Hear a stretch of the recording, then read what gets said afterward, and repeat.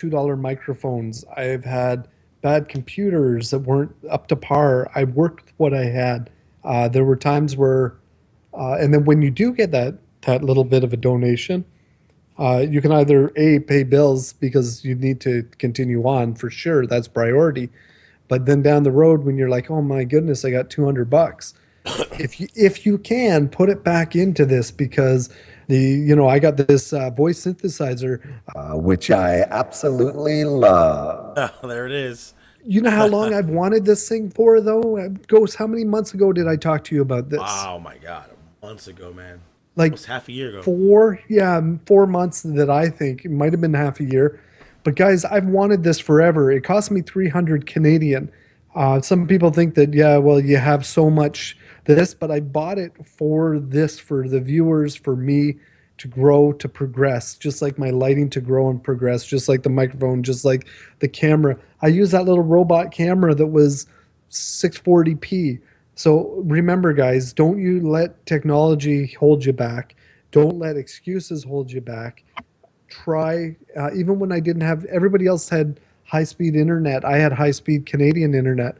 And I was getting like two upload, 1.3 down, and everybody's in the tens. Well, I finally have 10 up, and yes, my quality went up, but everybody would be watching Swifty's channel and so and so's channel, nice and clean. Mine pixelated, but I kept streaming. Work with what you have and keep going. Yeah, like it's huge. Oh, and goal setting. That's with I know I'm going on. Goal setting's important, not just for streaming, but for everything in life. Write down what you want to achieve. It will push you. Write down reasons why. I do a lot of this for family. I want to provide for my family. Typical old guy, provide for my family, but that's important. I want to make sure that they're comfortable and everything's good in life, right? Um, that's my number one priority is family. But at the same time, thank goodness I do something I love. You know what hurt me one time? We were talking about don't let viewers get at you, but one guy came on and I was going through a really slump on my stream where we were like X number of viewers, whatever. It felt low where I was just about getting by. I still had my job. This was a couple of years ago. And somebody said, you should feel awful as a husband and a dad for doing this. You should be out working and blah, blah, blah. And he made me feel um,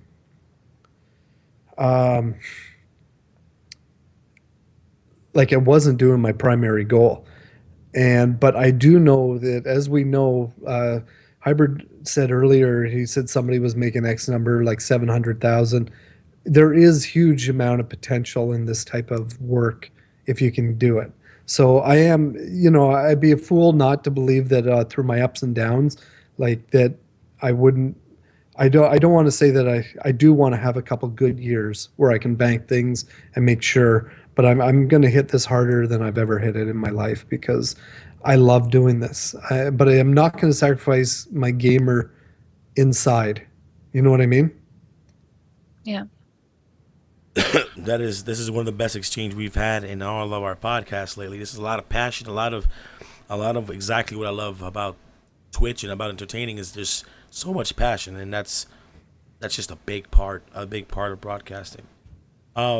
We've got two more questions. Um, what are your opinions, Hops? I think this one's more for you because I've asked somebody asked me. We asked the same question last time we had a panel of partnered people, but this question predominantly goes to you. Opinions on partnerships, sponsors, stream teams, and Twitch collaborations. What are your opinions, Sarah? If you're not alienated to this question, you can answer as well. This is no just one person, but I know that this is a question I ask a lot of partner broadcasters because there are a lot of different views on this one topic. So I want to know what Hobbs thinks about it. So the question is, your opinions on partnerships, sponsors, stream teams, and Twitch collaborations. Now I know you spoke a little bit on the Twitch collaborations, but what do you think of the latter? Partnerships, sponsorships, stream teams, and Twitch collaboration. Okay. Couple of things. Number one, sponsorship. Get a sponsorship that you can believe in. Okay. Um, I've had two sponsorships, and I had a third one recently that I turned down. It was huge. It was huge. Um, like it had trips and it was a big part, but it just wasn't right. Um, the reason being is you got to look at what you're sponsoring. Like I have Loot Crate, which I do have to do a lot more on that, but sponsorships are cool, man. I think they're cool, and obviously, full disclosure is cool. You know, letting people know that you're getting paid through this. I've had a few paid sponsorship games to feature in the past, which I always put inside the description. But the big thing is have something you can believe in. The hardest one what I had was I had a energy drink. I don't want to name names right now, but they contacted me. I had a friend in the business who said, "Oh, you got to get on this." Oh yeah, blah blah blah, and I was always not a big believer in energy drinks. Like you guys see what I drink. I drink water. I drink the odd tea once in a blue moon. I drink water and then water. Um, and orange juice was my energy drink. All this stuff, and it was. I really, when I looked at it, I said, "Well, no, I don't want to promote this." And then they kept talking, and they said, "Well, this isn't really like the other stuff. Take a look. The ingredients aren't as potent, and this and that." And the only way I really did it was I said, "Okay." Um, because it wasn't as potent as, let's say, what you could buy in your corner store. So I like that. I like that because I thought if somebody was on this, it's like a step down versus a step up, a step towards more water.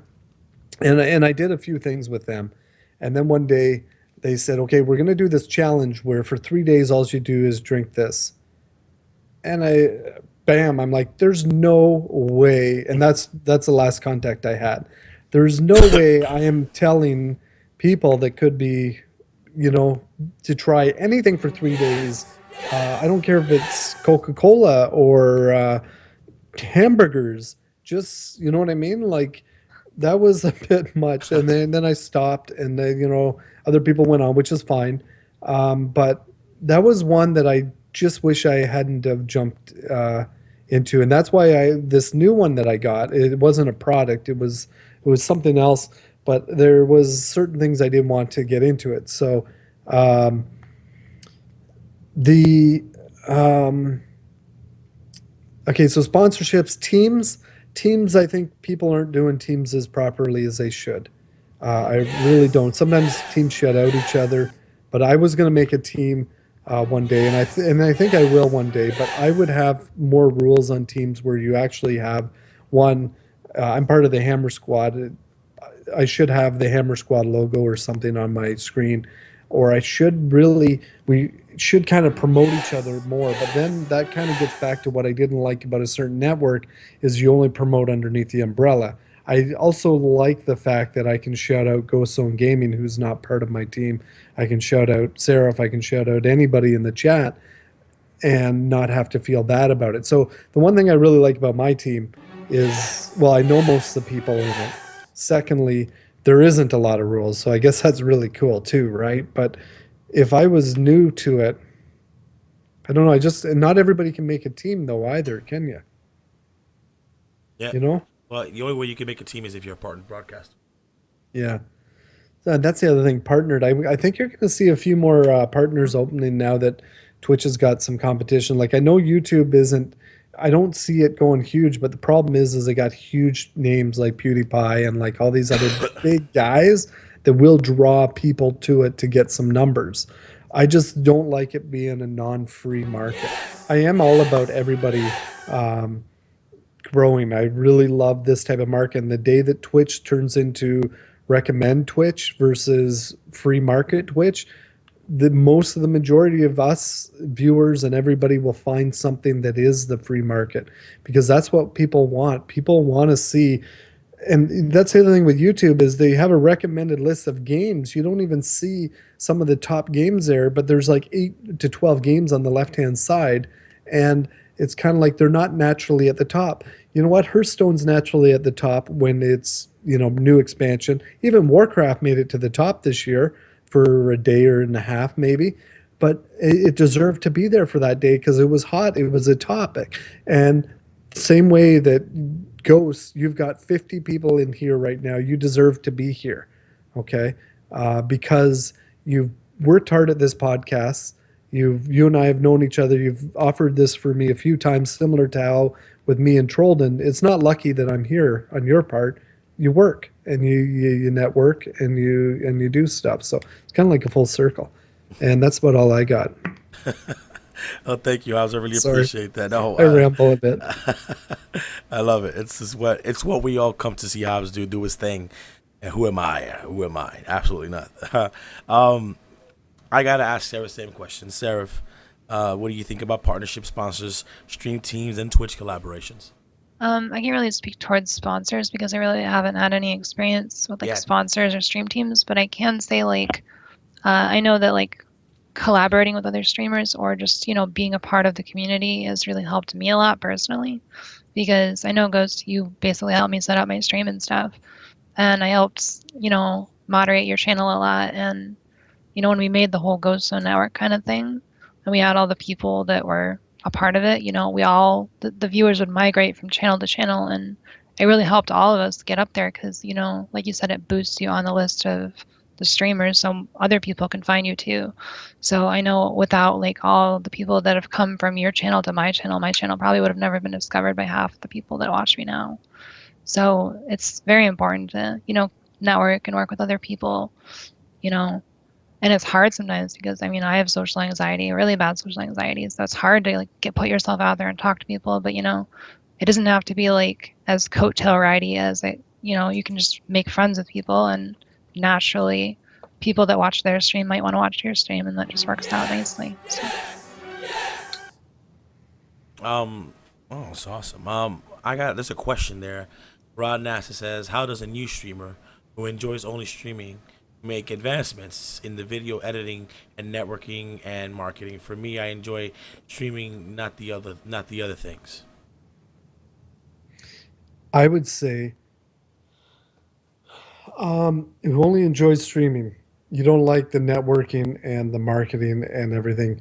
You could just, it depends what your end goal is, Rod. If you could go casual and just do streaming and you might just make it huge. Like we got a couple good streamers out there. They don't YouTube. They just stream and yet they were a presence in the year. But a lot of them I've noticed started YouTube as well. But for video editing, keep it simple. Like if you use OBS, I've kept mine simple. Like my videos used to be 15 hours long to edit. And every moment was important. Like every moment I had this camera angle, I had that. If you look back at my old Hobbs videos, a lot of them, there's multiple angles talking about this boss. Oh, and then we took a break and power leveled here. I got this gear, I got that. Each one of those scenes, because of the editing and the layering and the fade in and fade out, took a long time. Where now I would say you're at a time where when I'm broadcasting, okay, I am thinking this could be a YouTube video. So I'm simplifying it to a degree, but I'm making the game about the commentary now. So later I don't have to commentate again. I can add a little bit, but as you guys know, I take notes when I have an epic game. I share that with my YouTube audience. But I also believe that streaming, you have a lot more epicness. It's not that game that you guys came from. It's the in between, the conversation in between, this question being answered, the things that you won't get out of YouTube, out of a video. But if you don't like to do it, maybe just pick one. Like if you're going to do YouTube video, keep it easy. When you have your stream and you have a 20-minute thing where you're on a roll and things are happening, you're laughing, you're having a great time, write that time down. Boom, take 20 minutes of it, chuck it up there, and you never know. What if that thing goes viral or even viral could be 5 people. What if you get 5 people that are regulars on your channel and bam, now they're enjoying more content. Now you're enjoying your job more because you're interacting more with people that like have been watching. You know what? I was just going to say people have been watching long term. And Goofy Shot just said, I've been watching Hobbs for 6 years now and enjoys YouTube now and his Twitch. But that's just it, is the length of time people will like it, and people come and go from my channel all the time. I'm sure they do with Seraph and Ghosts. But having that long-term contact, and sometimes people don't have time for Twitch. They might just have time for videos. I get a lot of comments, so